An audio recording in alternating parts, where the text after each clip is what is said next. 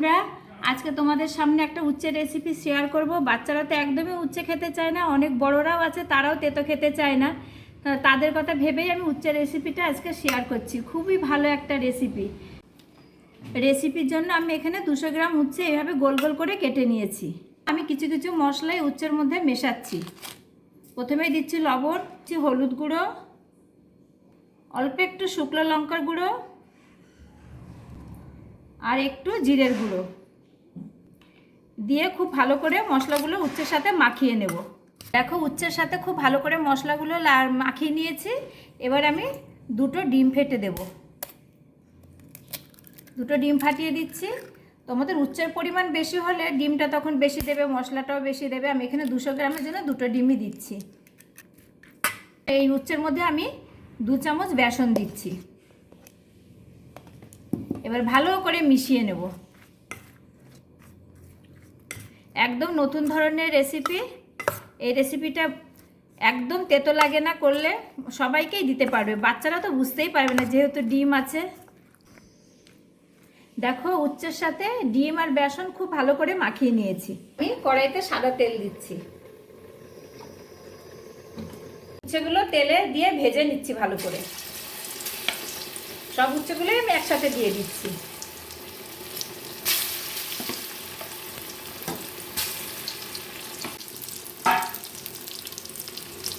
ভালো করে ভেজে নেব। খুবই সুন্দর একটা রেসিপি, নতুন ধরনের। তোমরা কিন্তু দেখে নাও কিভাবে করছি রেসিপিটা।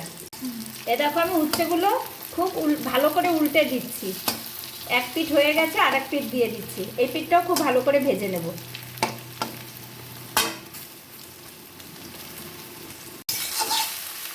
দেখো বন্ধুরা, উচ্ছেগুলো খুব ভালো করে ভাজা হয়ে গেছে। এবার আমি তুলে নিচ্ছি।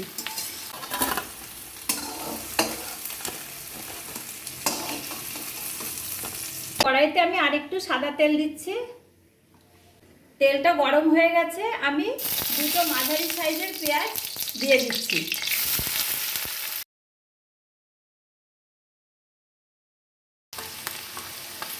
পেঁয়াজটা হালকা লাল লাল করে ভাজা হয়ে গেছে।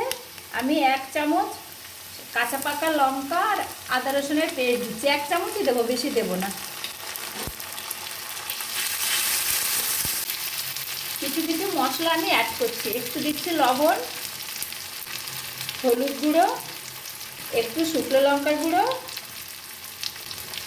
জিরের গুঁড়ো। এবার মশলাগুলো খুব ভালো করে অল্প জল দিয়ে কষিয়ে নেব। জল দিয়ে মশলাগুলো খুব ভালো করে কষিয়ে নিচ্ছি।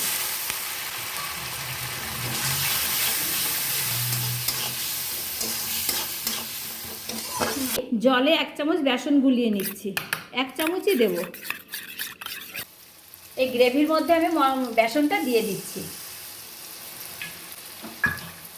খুব ভালো করে কষিয়ে নেব। এবার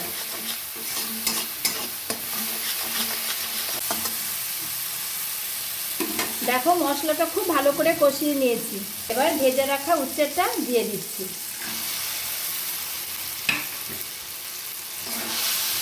এবার উচ্ছেটা খুব ভালো করে মশলার সাথে কষিয়ে নেব। আমি এখানে কোনো জল অ্যাড করব না। আমি 2 মিনিট মতো ঢাকা দিয়ে রেখে দেব। 2 মিনিট ঢাকা দিয়ে রেখে দিচ্ছি। আমার 2 মিনিট হয়ে গেছে। ঢাকনাটা তুলে নিচ্ছি। এরকম খুব সুন্দর উচ্ছে রেসিপিটা আমার রেডি হয়ে গেছে। আমি এবার একটা পাত্রে নামিয়ে নেব। এখন কিন্তু গরমকাল, সকলেরই তেতো খাওয়া উচিত। বাচ্চাদের কিন্তু অবশ্যই এভাবে বাড়িতে বানিয়ে খাবে। আর খুবই ভালো খেতে হয়। কিন্তু 1 থালা ভাত এটা দিয়ে খাওয়া হয়ে যায়। আমার এই রেসিপিটা তোমাদের কেমন লাগলো অবশ্যই কিন্তু একটু কমেন্ট করে জানিও। আর লাইক দিয়ে অবশ্যই কিন্তু তোমরা একটু সাবস্ক্রাইব করে দিও। যারা নতুন বন্ধু আছে তারা কিন্তু অবশ্যই প্লিজ প্লিজ সাবস্ক্রাইব করে দিও।